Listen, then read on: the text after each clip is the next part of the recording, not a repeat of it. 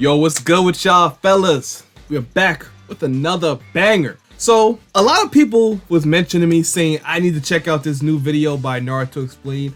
I haven't checked out one of his videos in quite a bit. You know, they were saying he was cooking with this one. So I'm like, you know what? I might check it out and see what he's talking about. And yeah, it looks like we're about to sit here and talk about how Boruto obviously destroys everybody, and I mean everybody in the Naruto verse. It's not even close. The only person that could probably contest him at this point is Baryon Mode Naruto, but that's not even in, you know, Shippuden. So it's like, it really doesn't make any sense. But as usual, Naruto Explained, his channel's gonna be down below. Check him out. And let's get into this video, bro. We already know Boruto's a powerhouse at this point, but is there one person? It can't even be raw power at this point. Somebody just has to have a hack that Boruto just can't get around. Because at this point, the only thing that can save everybody in the Naruto verse is a hack. You know, nobody's beating him based off pure raw power.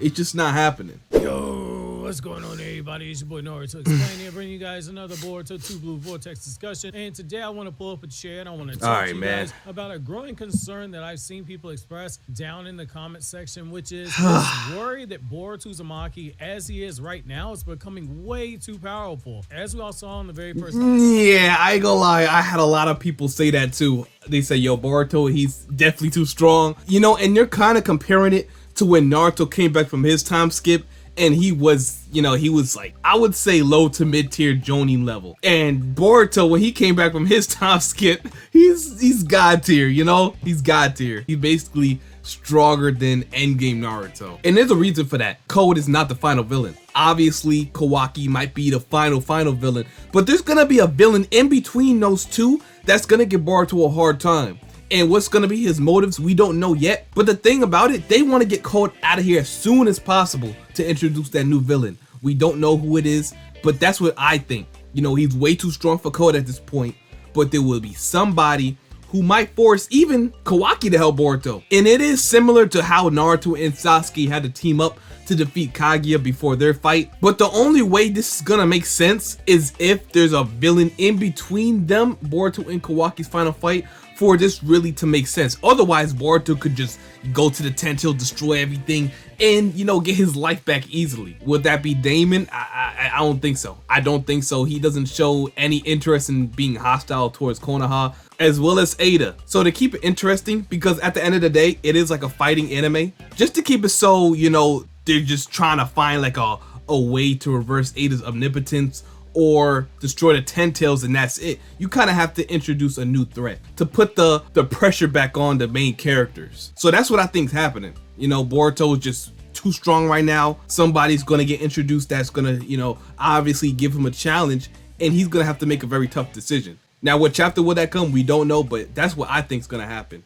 They made him strong for a reason. They definitely did, bro. Where Boruto stepped on Code's face and easily dodged his attacks. There were signs that this Boruto was clearly stronger than JOUGAN, but the loyal followers of Code all told us that we need to wait for more context because Code didn't have his Karma Seal stronger than him. However, fast forward to this chapter and we see that Code has been forced to cut on his Karma Seal midway through the fight with Boruto, showing that Konoha's forgotten son now has a power level where someone beyond JOUGAN but below Ishiki was actually struggling with them. But that's the problem that some people took with this chapter. Apparently their fear is that if Boruto is this overpowered just in his base, where if he hypothetically walked into a bar with JOUGAN and six-pack Naruto and Rinnegan Sasuke and he smacked each of their wives on the bottom and shaved off the remaining bit of JOUGAN's hair, none of them would be able to do anything except for get bodied by Boruto in that fight, and then they would pay Boruto's tab at the bar. However, I don't see the problem with this on a few different levels. While it certainly is easy to say, I mean, yeah, he's not wrong, bro. Time skip, so it's mandatory that the characters get stronger off screen, and to be honest, it's a reality. Even if you want to call it a cop-out answer, I do think that there are people that are blowing this out of proportion and panicking just a little bit too early right now, especially when I do believe there is a clear end game in sight. In the same chapter, we were told that Boruto is shaking the entire planet with this RASENGAN. When we see Damon, he doesn't look too fazed by the power output by Boruto. He's literally Now, many people read this and come to the conclusion that Boruto is now planetary. Now, I heard a lot of people argue that it just means that that's the effect of UZUHIKO shaking the planet. but him actually being able to destroy the planet is a different story. Now, I believe if you can affect the planet in any way,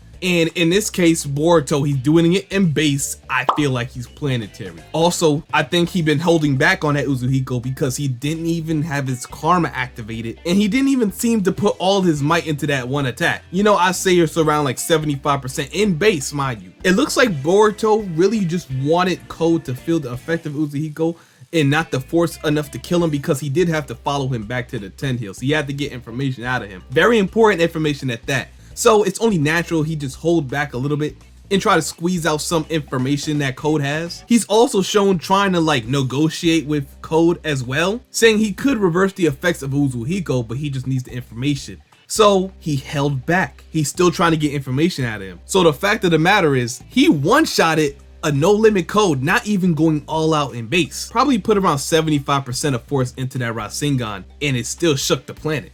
Phased by the power output by Boruto. He's literally smirking and he's talking, basically going, isn't that cute? Damon does not look stressed. Damon's facial expressions aren't a bad way to judge when it comes to fighting power, because one, his character is someone who loves battling. He loves a good conflict. It's just Damon's hack. He doesn't feel a threat from anybody. So I wouldn't even say like Damon just believes he can still one-shot Boruto if he wanted to. He has so much confidence into that one hack, he just feel like nobody's a threat, but probably Himawari. Like, that's the first time we've seen Damon act like that. And Ada too, but she didn't have any knowledge on the Rasengan, so she just thought it was a regular Rasengan. So you know, she's just out of the loop. But Damon, he still doesn't feel worried. And those are the two strongest people, Damon and Boruto, at this point. When Damon is in contact with someone, he has no poker face. When Code got his limiters removed, that boy Damon was not impressed at all. Basically was going, is this all? And then he proceeded to promptly step on this man's back and hit him with a super kick. Oh my god, the disrespect, bro. Very proud for how it connected. When he saw Boruto walking in chapter 74, before engaging them in combat with what he said wouldn't be any more tricks, he just gave them a smirk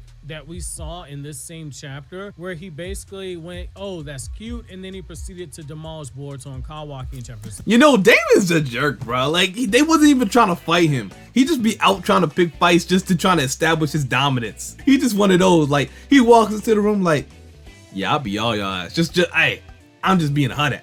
Like, I'm dropping all y'all. Like, what's good? Like, he just know he's likes that, bro. And he's like an annoying kid with it too. It fits his character so well. Like an annoyingly overpowered kid. He just bloats about it all the time. Not even humble. Walks into a room, just instantly wants to fight. Like, he'll go as far as just to pick the fight just cuz. I ain't never seen Damon meet a person genuinely and be interested in them. That he always wants to fight, bruh.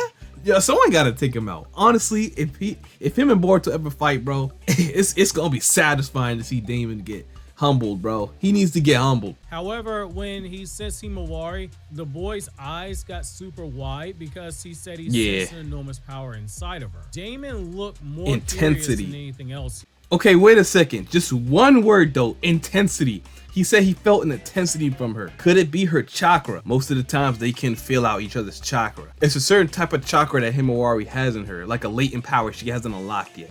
And he says it is very intense. So intense to make Damon feel like, damn, what? And I already said in my other video, go ahead and check that out, that since Boruto has Shibai's DNA, Himawari should have some too, and it comes from her mother and father's, Hagoromo and Hamura's chakra finally coming back together, and those genes passing down to their children, and something may have happened. You see, genes work in a very complex way. Let's say your grandfather, your great-grandfather and great-grandmother had green and blue eyes, and then their kids just had brown eyes, and for generations on generations, it'll suddenly pop up in their great-great-great-grandchildren. Say like his grandson will have blue eyes out of nowhere, just like his grandmother. See, genes disappear and then they come back unexpectedly. So they never really go away, sort of like this. So it kind of explains how Boruto did inherit the JOUGAN. And Naruto and Hinata was said to be in close proximity to Shibai cells because of the 4th grade ninja war. So I wonder if that had any effect on them too. Damon said it was an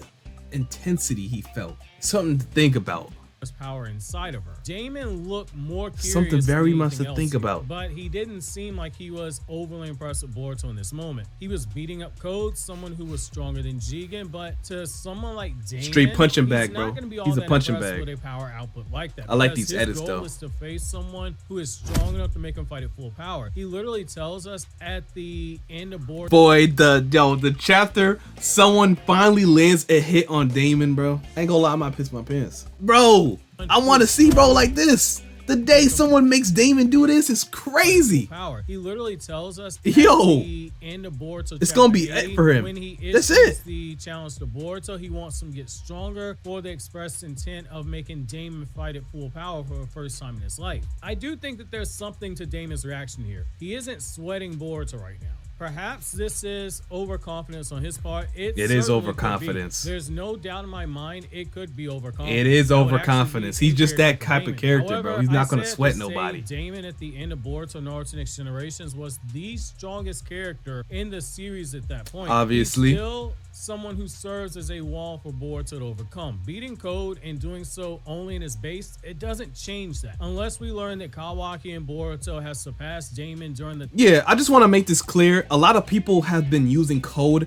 as a gateway to kind of compare Boruto and Damon. And I'm here to just tell you guys right now, it's not. Like, you can't really just tell, okay, all three of these dudes right here, they can beat up on Code any day of the week. No limit Code, complete ragdoll him, throw him in the toilet, take him out, dry him, and then put him back in the toilet. That's it. It's just as simple as that. And they're beating up on trash while in their base, not even sweating at all. So just because No Limit Code is said to be several times stronger than JOUGAN, but then Boruto and Damon could pretty much one-shot him, it doesn't put a cap on their power as just being stronger than JOUGAN, because they're obviously not trying. So they can be stronger than Ishiki, they can be almost Shibai level, although I know they're not, but I'm just saying you can't put a cap on their power just because they're beating up on ants. Now if they go one-on-one, then we can kind of gauge where they're at. Either Damon completely destroys Boruto and then it's like, okay, Boruto, he kind of still got a long way to go,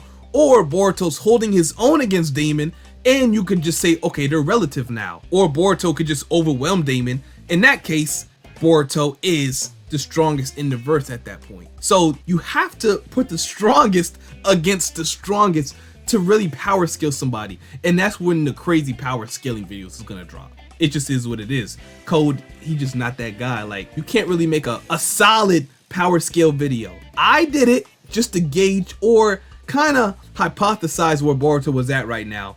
But if I want to get serious, I would have to see him going against like someone like Kawaki, okay? Someone like Kawaki or Damon, who could really give him a challenge. Now, if he just ends up just completely fodderizing Kawaki, then we might have some talks. Then I can confidently put him above Ishiki's level. Until then, we have to sit and wait. The time skip. Then that's actually going to bring me to the next point, which is going to be Kawaki himself. Kawaki is someone who, it wouldn't surprise me if we learned that he's basically pulled a Sasuke on us, where Sasuke came out the 2.5-year Naruto time skip significantly stronger and served as another wall for our protagonist Naruto to overcome, which led to Naruto developing the wind release Rasen Shuriken in the process of his training underneath Kakashi. Sasuke I still gotta make that Kawaki video. From a narrative perspective, while Boruto and Kawaki in their base have been portrayed as being slightly relative to each other, when it came to their Koma seal, Kawaki was the one clearly ahead, both in terms of the amount of power that he's able to draw out of his Koma seal and as well as the way that he's able to skillfully use his Koma. As the battles went on, when he began to get closer and closer to fully awakening the true power of Koma, he was holding his own with Momoshiki when he hijacked Boruto's body, and he forced Momoshiki to push out the max amount of power that Boruto's body could muster at that point in time before Kawaki eventually took him down. There's a wall between these two, and there's always been a wall. Even when they fought the last time and Boruto surprised Kawaki with the giant Rasengan, Kawaki held the advantage in that fight for the most part. I think from a narrative perspective, things continue in that way because this is the first time in this series where we truly seen Boruto has someone who could serve as a rival to push him, and that is very important. It's important to remember that. Yeah, like I said, like base to base, Boruto is defeating Kawaki. At this point, we don't have to debate that. But I said that Kawaki's karma is stronger than Boruto's. So if Kawaki just activates his karma And this is why I call him Karma Made, because the difference between Kawaki at base and Karma Kawaki is insane. Limitless pools of chakra, limitless power is at Kawaki's disposal once he activates that Karma. It's just not fair.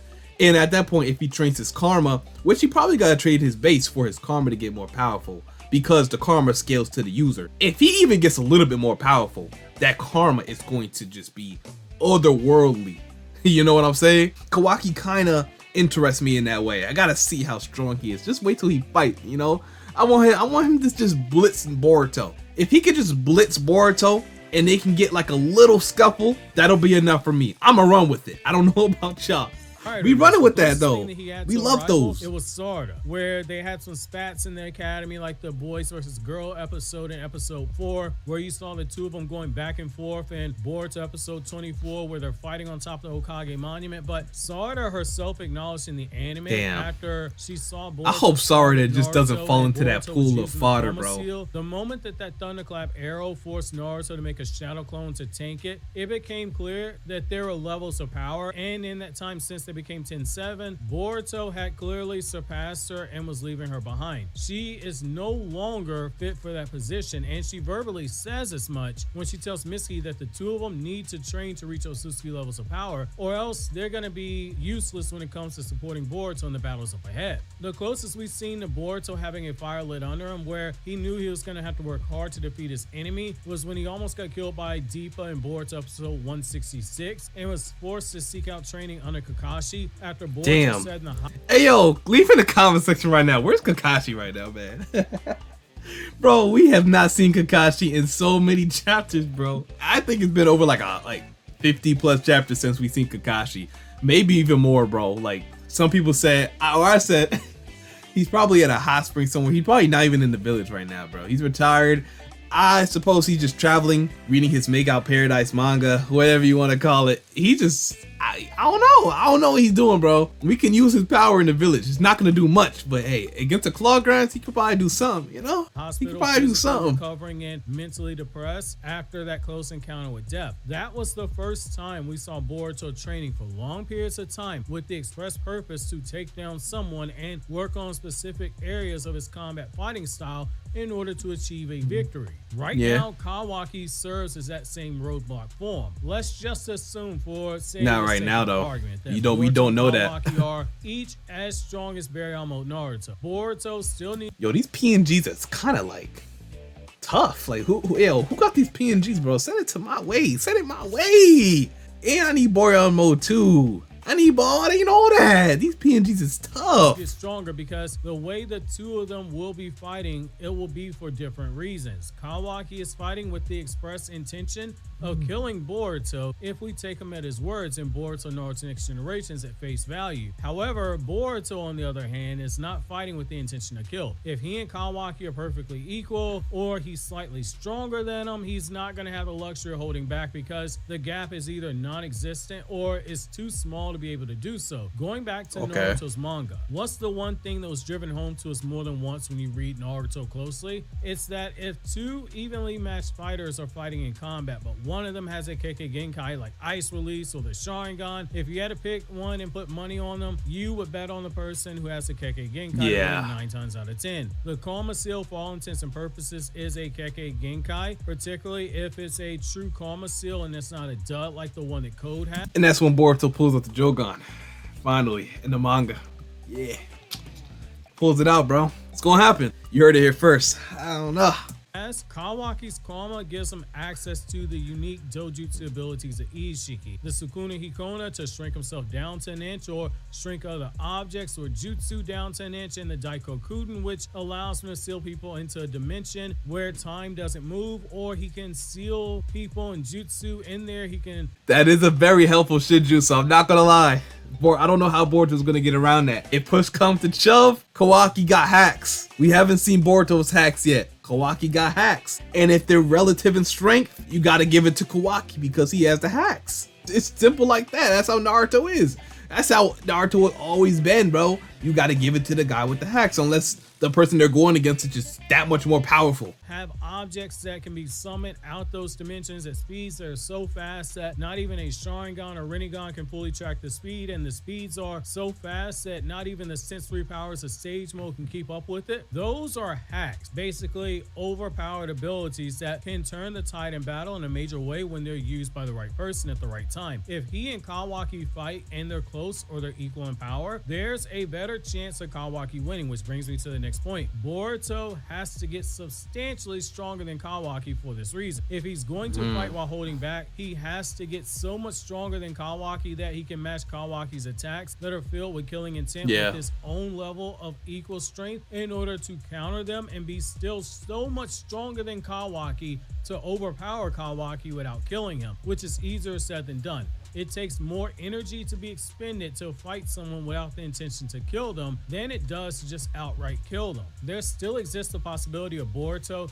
having Kawaki as a motivator to get stronger if it turns out that they both surpassed Damon. We're in the opposite place of where we were a few years ago. I hope so. I made a similar video, Is Boruto Too Powerful? And one of the things I said was that people are getting way too worked up between 2016 and 2018 when I made that video. And I said Boruto knowing multiple chakra natures isn't a big deal because Boruto 1 had a tendency to cut corners when he was learning stuff, and it's something that Sasuke himself calls Boruto out, telling him he needs to relearn the basics of lightning release chakra nature in the Momoshiki arc, saying that he won't take his training seriously until he does so. And then I said Boruto's just someone who knows 1,000 different ways to slap you in the face. But what good is it if you know 1,000 different ways to slap someone if you hit them with the force of a feather? You're just very skilled at slapping people, but nobody feels it. 1,000 slaps via someone holding a peacock feather isn't gonna feel the same as 1,000 slaps from someone like Roman Reigns, something Cody Rhodes knows a thing or two about.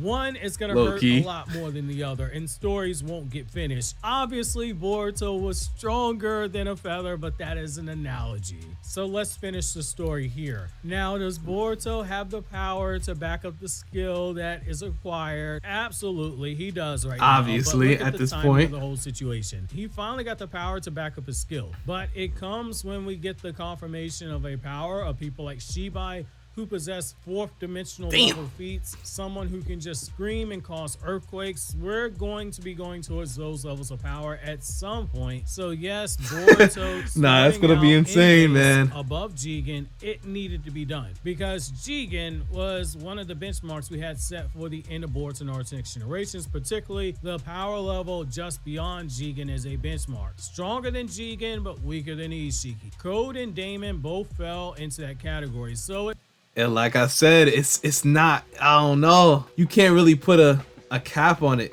Obviously, Damon is way more powerful. This is what's messing up Boruto power scaling right now. The gap between Jigen and Ishiki. That's what everybody's comparing these strong characters to. When the fact of the matter is, this is no man's land, right in the middle. Right in the middle. We know that Code is several times stronger than Jigen. So this is probably where Code is, not gonna lie. Several times stronger than him. And this is probably, I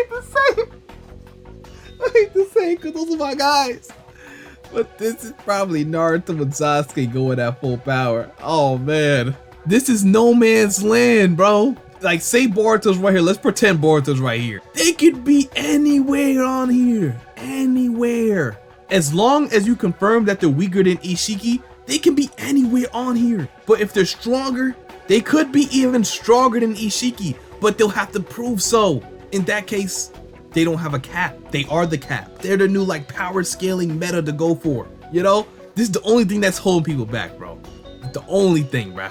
It makes some sense to at least come back stronger than the weaker of those two when it comes to Boruto on base, so being stronger than Code. It's no different than, say, what you have with Dragon Ball, where Yamcha trains for 3 years after Trunks kills Frieza, and his power level gets up so high that Dr. Gero, which side note is Gero, not Gero, don't watch the English dub, reads that power level and mistakes him for Goku, and how Piccolo, after 3 years of training, went from weaker than third form Frieza to being stronger than the two Super Saiyans we saw when Goku and Trunks faced off with each other, with Trunks had the sword and was attacking Goku with it after Trunks killed King Cold and Frieza. Power creeps in Shonen, they happen, and just given how much Boruto tends to borrow from Dragon Ball, as well as JoJo Bizarre Adventure, but I haven't seen a video about watched that. JoJo on part 1, but people sent me enough references and evidence where I can see how Boruto borrows from JoJo. It's a fitting comparison to end the video. Wait.